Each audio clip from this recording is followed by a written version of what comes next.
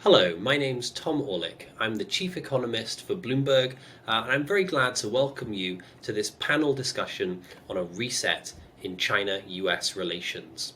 Now, it feels like a lot of things have been broken in the last few years, but perhaps none more so than US-China ties. Can the Biden administration reset the relationship?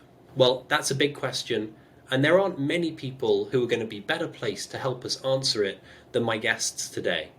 Joining us from Hong Kong is Chang, Bloomberg Economics chief Asia economist, and someone who's deeply plugged in to the economic policy conversation in Beijing. And dialing in from Illinois is Dave Rank. Dave leads the China practice at the Cohen Group, helps educate the next generation of diplomats teaching a class at Yale, and recently ended a storied career at the State Department, which culminated in a position as the chargé d'affaires in the US Embassy in Beijing. Dave, let me start with you. What aspects of the Trump approach to China do you expect the Biden team to keep, and what do you think they're going to jettison? Thanks. Gosh, maybe I'll start on the jettisoning part first because it may be the easier one to answer. And I think the big one earlier this month, it took a long time, but President Biden had a phone call with President Xi. And to me, that was a big deal. First of all, it was getting back to sort of the regular rhythm of diplomacy that you saw before the Trump administration. But probably more importantly, it was a sign that the Biden administration was jettisoning the at least tacit effort at regime change or advocacy for regime change that you saw in the Trump administration. And I think that's a big deal. It went, didn't really, hasn't been noted much here in the United States, but I think the Chinese have picked up on that. What hasn't changed and probably won't change is the tech competition between the United States and China. I think it's probably actually going to get more acute in the Biden administration as the Biden administration does a better job of harnessing the various parts of the national security bureaucracy in Washington, something the Trump administration, frankly, wasn't very good at. But I think the test of what's on the what's right in the middle is what happens to all of those tariffs, and which, if you look at the phase one trade deal, these hundreds of billions of dollars of tariffs and the promises, I mean, from an empirical sense, it's been a failure. That most of the costs were borne by the United States and American consumers, and not by the Chinese, as the Trump administration said. And the trade deficit's the same place it was when the Trump administration started. But the politics are tough, and I think that's going to be the real challenge for the Biden administration. Chang, what are the early signs coming out of Beijing? Do you think the Xi team have taken comfort from some of the early indications from the Biden team? My sense is that at this point, there's a lot of caution on China's side, not so much optimism. There's wide recognition among Chinese, ordinary Chinese people, and the top Chinese leadership that the China-US relationship has changed fundamentally. The strategic competition between the two countries will stay with the current administration and beyond. This doesn't seem to be much of a honeymoon period, unlike in the previous administration. In the Chinese media, there are limited reports on Biden's long-term relationship with China. I think that's a reflection of the caution. Dave, let me come back to you. It seems like the Biden team is going to try and compartmentalize to say, we fundamentally disagree with what's going on in Xinjiang. We have different interests in the South China Sea. We have different interests in who owns the future of technology. But we want to work with you on climate change, and we want substantial parts of the trade and financial relationship to remain somewhat robust. Is that practical? Well, certainly, I think it's the right approach to come in and say, as I think the Biden folks have said, that we can walk and chew gum at the same time. In other words, that we can have fundamental and deep disagreements on issues you point out, human rights, South China Sea, and still recognize that, look, our economies are deeply integrated. Aspects, particularly in technology, have real national security implications, and we're going to have to figure that out, given the, I think, recognition on both sides of the Pacific of the strategic competition that's likely to be part of the relationship for a long time. And I think that's a very doable kind of compartmentalization. On climate, I'm actually kind of relaxed on the about the idea that the United States and China can cooperate on climate. Not because China's doing favors for the United States, but because from the outset, China has taken action on climate because it's been in its interest to do so. That both from a sort of global or from a global level where China aspires to a position of global leadership, and you don't need to look much farther than Donald Trump to realize that if you're not leading on climate, it's going to be hard to lead globally. But also at a domestic level, China understands that of all the countries exposed to the risks from climate change, they're particularly vulnerable, and they have a population that demands action. Chang, if the world wants to get to grips with the problem of climate change, they need China on board. In China, President Xi has set the target of doubling the size of the economy by 2035.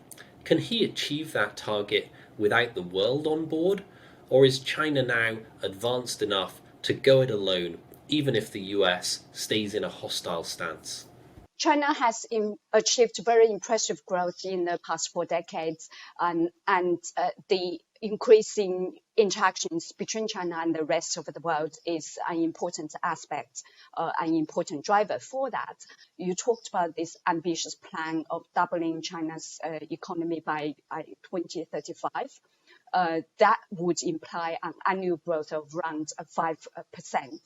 We, at Bloomberg Economics, we did our projections, our own medium-term projection, and the official target or implied growth is consistent with our projection. But our projection is based on a number of assumptions. The assumptions are China continues its economic reform, and the external environment remains benign. Yes, China is growing stronger, and there's a growing focus on the domestic economy. Yet the external environment remains very important. The external trade remains an important driver of China's growth. We did some more risky scenario where there's a trade war and the exchanges in other areas, particularly in technology, are cut off. In those scenarios, China's growth will be much slower, and the target of achieving the doubling the economy will be much harder to achieve. Dave, coming back to you, one of the messages we hear consistently from the Biden team is they want to work with friends and allies on the China question. But even as the Biden team were preparing to come into office, we saw Europe moving to sign an ambitious investment deal with China, further cementing those bilateral ties. Is it possible to envision a kind of alliance of advanced democracies on China issues? Or is the appeal, is the sort of the gravitational pull of the China market so strong that actually that alliance is never going to hold? Well, I think it's possible to envision one. In fact, I think it's important to envision that kind of alliance, even though I think it's really unlikely that the Biden administration or any American administration will achieve all of the goals, achieve all of the sort of targets that it's laid out for it. But ultimately, I think the alignment of interests, both in terms of the values that we share with the European Union, but also in terms of the purely commercial interests that the United States and Europe share, in the sense of how do we collectively deal with the economic and commercial model that China is putting forward. That's a real challenge to both of our economies. Obviously, it's great that the U.S. is back and interested in global leadership, but we're going to have to talk to the Europeans. The Europeans are going to have their own views, and on some things, I think we're going to have to agree to disagree. the US maintaining and rebuilding credibility in terms of its long-term commitments, obviously a big challenge for the incoming Biden team.